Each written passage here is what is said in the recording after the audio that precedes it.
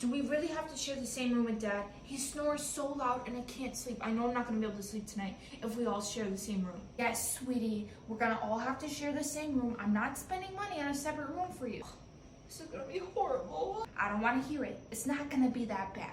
Oh my gosh, I knew this was gonna happen. His snoring is so loud and obnoxious.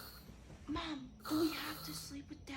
Sweetie, just close your ears, just deal with it. It's not that bad. Go to sleep. Ooh.